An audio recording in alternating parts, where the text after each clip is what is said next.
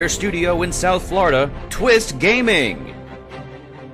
Featuring lead broadcaster, Matt Koza. Co-host and creative genius, Josh Perry. Co-host and interviewer extraordinaire, Ann Lazito. Co-host and marketing mogul, Aaron Murphy. With appearances from special guest, Lucy. Welcome to Twist Gaming, where you get to play board games with us. Good evening, everyone, and welcome. This is Twist Gaming. I'm Matt. I'm Josh. And this is our first impression session of our Spotlight stream. So first and foremost, if you haven't had the chance, go on video on demand now and check out our Spotlight of Monolith Arena by Portal Games. We had a ton of fun playing it. We had Luke here. We played 2 games. We had Luke here live in studio from Portal Games.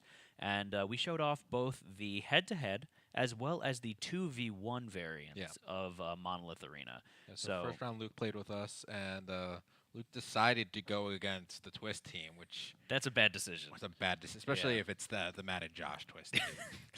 I know we're kind of full of ourselves, but that's half the fun. But we play mean. We play mean and we play the win. Yeah, we're very ruthless. But it was a lot of fun, and then we'd like to say big shout-out to, again, Portal Games and Monolith Arena for sponsoring this stream and all of this week's streams.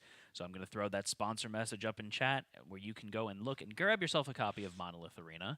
I like chat the mind brag in here. I mean, like we just were... Yeah, exactly.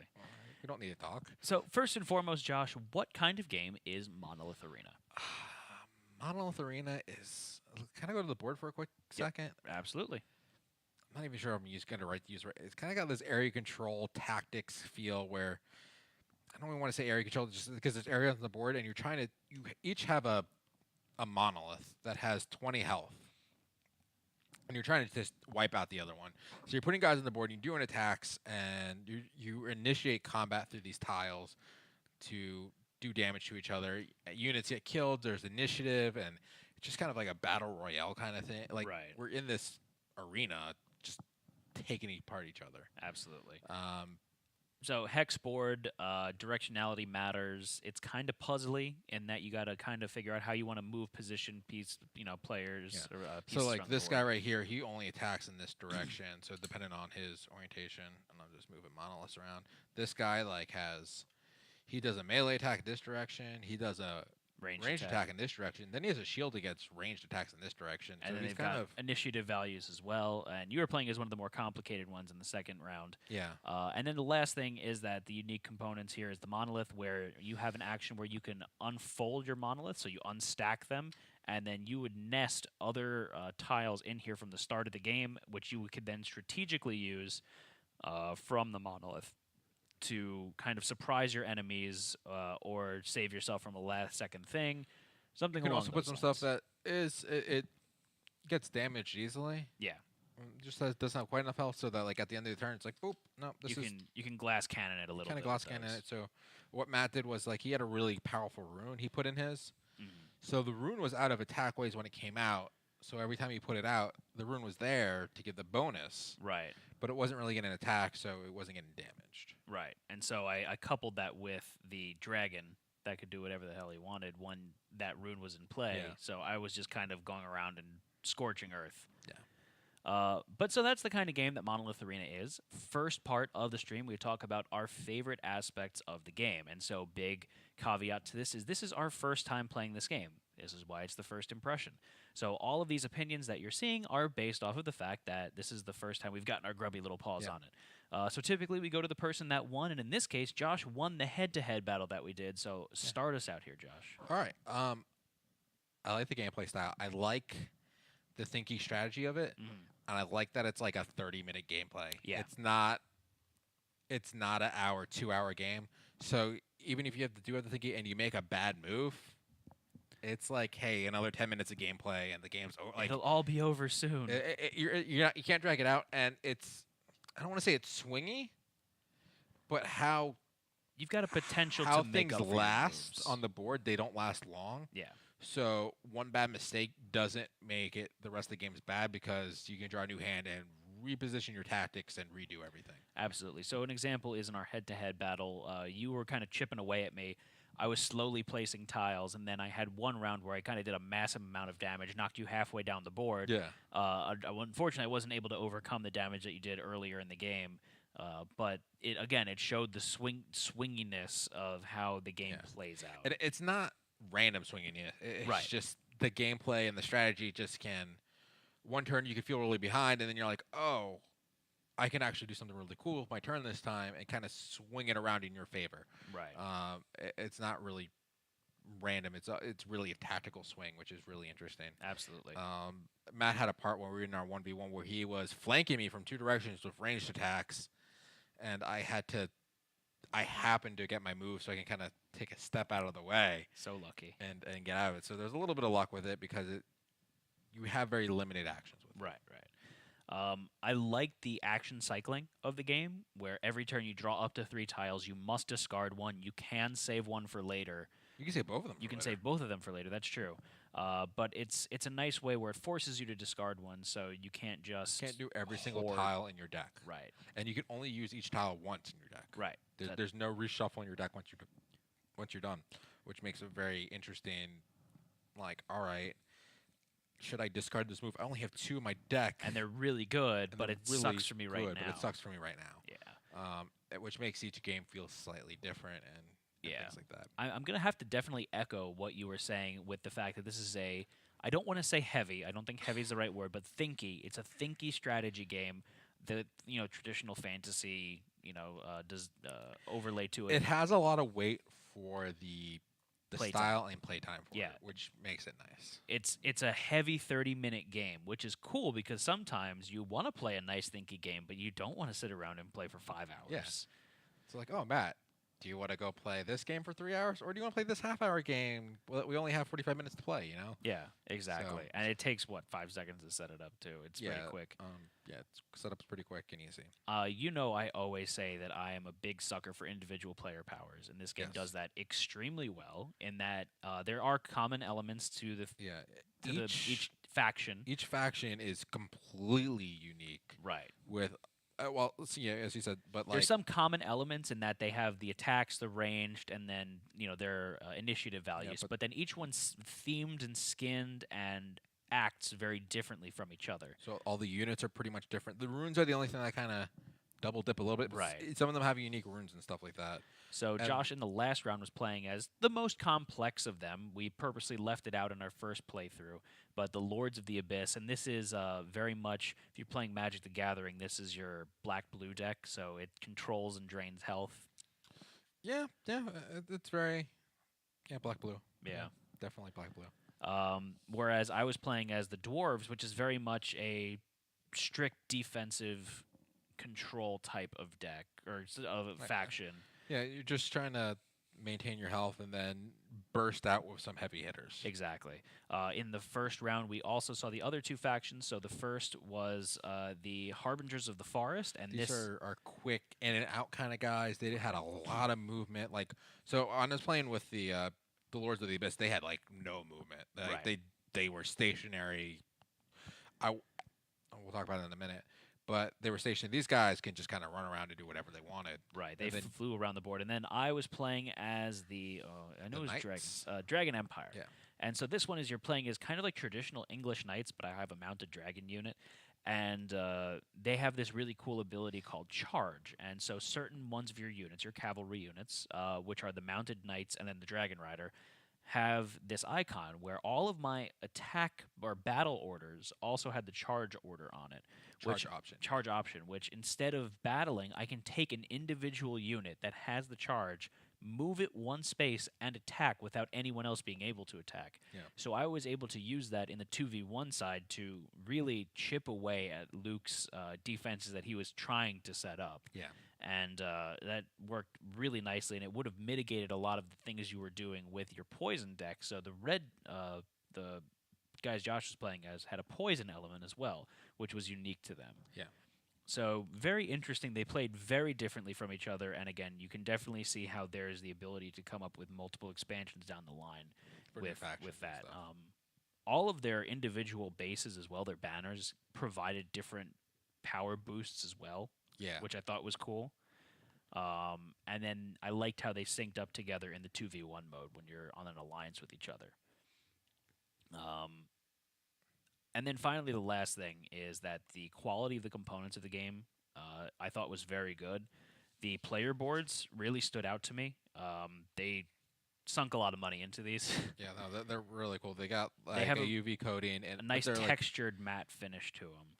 and then they have UV coating on the art and stuff. And I have to say the art is Gorgeous. gorgeous. Yeah, I love the art in this game. They did a really good job with it. I think they all fit the individual themes. You've got the heavily armored dwarves, the naturey, the naturey woodland elves and scary forest monsters, the mounted knights, and The demons. the demons, the Josh faction, the Demogorgon. All right, so Josh, is there anything else that you want to talk about regarding the favorite aspects of the game? No, the monoliths are cool too. The little Yeah. plastic pieces. Yeah, they stack together really nicely, and I like the mechanism of how they reacted as well. No, I think that's most of. Okay, so into the constructive criticisms again, based off of first-time playthrough. This is based off of our personal opinions of how we feel the game could be improved with minor tweaks. Yeah. So I'm going to let you start out. You said you had something that you wanted to talk about. I have a few things. They're mostly minor. First game played a little weird. Mm-hmm. Neither you or you did. You got attacks. I didn't draw an attack tile Right. till halfway through the game. Okay, that's actually surprising because you had 6 of them as the that faction. So it could have just been bad shuffle. It just the game felt a little weird that I kept putting, and you were using your charge action all the time, so you weren't attacking. Right. So I literally was just kind of standing on a board. Oh, that's true. And it I was didn't just- think of that. It was a little awkward. Yeah. And again, a 2v1, you only get to see like half your deck Yeah. because the other the person that's playing as the one person character just goes through it. One other thing I do want to make a note of is that with the Dragon Realm, whatever Yeah. that one's called, I did have more battle orders than standard. So it looks like standard is 6. So both the forest and the demons have 6. Okay. The dwarves have 5 because they're more defensive, and then the dragon riders have 7 because they're more offensive. So the 2v1, there might just be some slight rule changes I would make. Maybe that the person that's playing by themselves would go through their pile twice. Right. Because we didn't even get close to taking out it. Right. No, well, we were one away at the And last we were turn. one away at the last Okay, turn. so we it almost was made pretty close. It was pretty close, but like he wasn't close to taking. Like I don't think he could have taken. It would have been difficult. I think one of the biggest issues that I see in the 2v1 is the fact that our boons help each other. Yeah. And the fact that we're both placing our monoliths in the very beginning of the game, and I think we both saw that was a potential Yes. benefit, and we placed ours so that way you can have a number of units that receive the bonus of both. Yeah. I think that was a little weighted in our advantage, and the fact that the last turn allowed both of us to go twice, I don't know that was necessarily. There was just something a little. I'm not sure about the 3-player variant. That's like. I know you mentioned that you'd like to see the 3-player variant potentially being the one player playing as 2 separate factions together, so that way you're evening things out completely. Yeah. I think something just needs to be tweaked. Like I head to head, this was awesome. Yeah. 3-player, it was fun, but I feel like there was something just kind of missing there. Mm-hmm. And I would imagine that the 2v2 would feel much like the 1v1 Mm-hmm. because everything's even. It's just kind of a hectic, even bigger mess. Okay. So like the 3-player, I don't know. I don't think I would play this again at 3 players unless we did some home rules. Okay. Is Fair enough. One thing that I wanted to talk about is that while it is really awesome having the different factions have unique abilities, and the individual player cards did a phenomenal job of showing them off, showing what cards you have and quantities and explaining them in a really nice graphical way. I kind of wish there was like a legend for what some of the things were, because you had some symbols with the last one that I didn't know what it meant. And Yeah. you kind of said it, but at the same time, I wanted it for my own reference. So, for example, I'm going to switch back to the board. There was this one here, which prevented you from attacking if you were adjacent to it. There's this one here, which was portals. And then you had one monster on the board that had a portal symbol on it. I think it was this one Yeah, here. that one there. And I didn't notice that symbol was on there, so I potentially could have made a bad move. Thankfully, you and Luke corrected me on that, and I was able to fix that before. But yeah, as Naobari is saying there, I think a small cheat sheet or even like a quick reference card, and you would only need 2 of them, really. You would want 4 would be ideal, but you really only need 2 of them. yes, I think that would be very beneficial in terms of being able to self-strategize without giving it away the first couple times you're playing the game.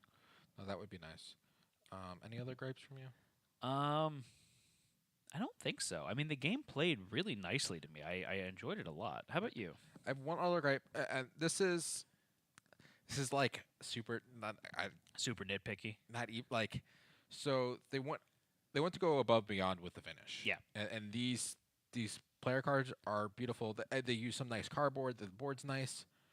I would have loved to see some more spot UV on the board and on the tiles, especially some of the icons, just to help give it that visual pop.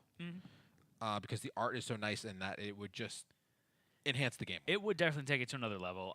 That would increase price points as well. But it would have been just a nice little push, because we've seen it with some of the these little bleed tokens had a little spot UV on them. They would be really cool. It would just be really, really cool. And that's why I'm like, it's not like a bad epic. It just And then the other thing that I think it would more on the board for me, just because there's a little bit of a disconnect between the player mats, player sheets, and the board.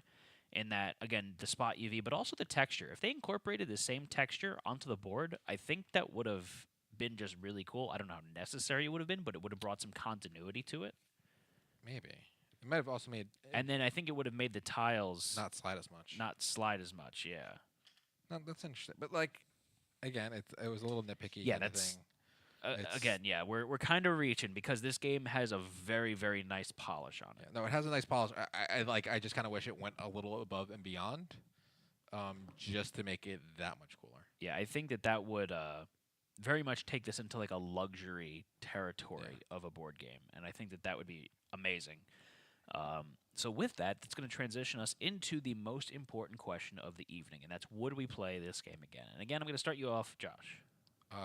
Yeah, we're playing this again. This might come on the Gauntlet sometime. Yeah, this chat was was asking if this is going to make an appearance on the Gauntlet, so I think this is going to make an appearance on Board Game Gauntlet as a head-to-head game that we play with each other. Maybe if we get 4 players on, that'd be really cool. Yeah. We'll see. I would definitely play this again. I know we're going to play this again. I had a lot of fun playing it. The strategic elements really speak to me. It's got a feel of Magic the Gathering in some of the play styles here, but at the same time, it's not anywhere close to Magic the Gathering. It's just the styles of play is what I was referring to. So it's really cool that it's like that. It's got a lot of the things that I look for in a game. It's got the individual player powers. It's got beautiful artwork, nice components, and it plays in 30 minutes. Yeah. Like, come on. No, I want to play the other factions, and try them out. You can sit down and play 4 games, try each of the factions out in less time than some of the other games that we've spotlighted. It's true.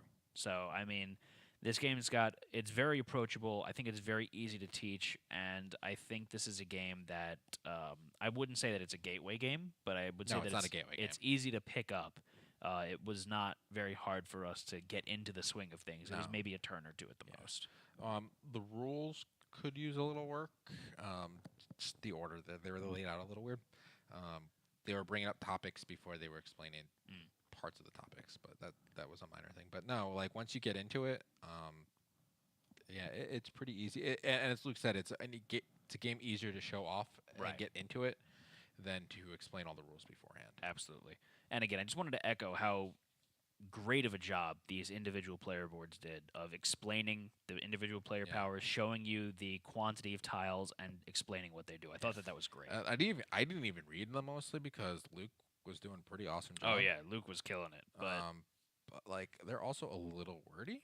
Not bad, but they explain things very well, and I think it makes good use of the space. Yeah. All right, so with that, this is going to conclude our first impression session here of Monolith Arena by Portal Games. Again, we'd like to do a big shout out to Portal Games with Monolith Arena for sponsoring this stream and all of this week's streams. Make sure to join us for all of our upcoming streams. We've got our Twitch Plays Kingdom Death segment on Tuesdays at 8 p.m. Tomorrow. We've got our board game gauntlet where we show off new and exciting games just coming out into the biz, such as Monolith Arena. No, I'm sorry, that's our spotlight. I got confused there because of the notification. But we've got our board game gauntlet where we show off games where we're going to go head-to-head with, and Monolith Arena will be sponsored there at some point. Stupid question, with it being 1v1, 2v1, and 2v2, could you do a 1v... So there is no variant for free-for-all, but I think that that's definitely something you could easily home rule. It would just be a little bit chaotic. Yeah, I think it would be really chaotic, but I think it could be home rolled, and it would be very interesting to see. And then for all of you watching on demand, make sure that you like, subscribe, do all the YouTube stuff. I don't know what the actual Big term... bada boom, something. I Big don't know. bada boom. Whatever And Ant says. come join us live for all of our stuff going on here at Twist Gaming. Oh, we have a giveaway going up for Monolith now. Oh, We'll fantastic. give the code word in a second, but Okay, we'll go over it in just a second. And the way you get to those giveaways, come watch us live here at Twist Gaming. Yeah. But signing off for now, I'm Matt. I'm Josh. Good night, everyone. Good night.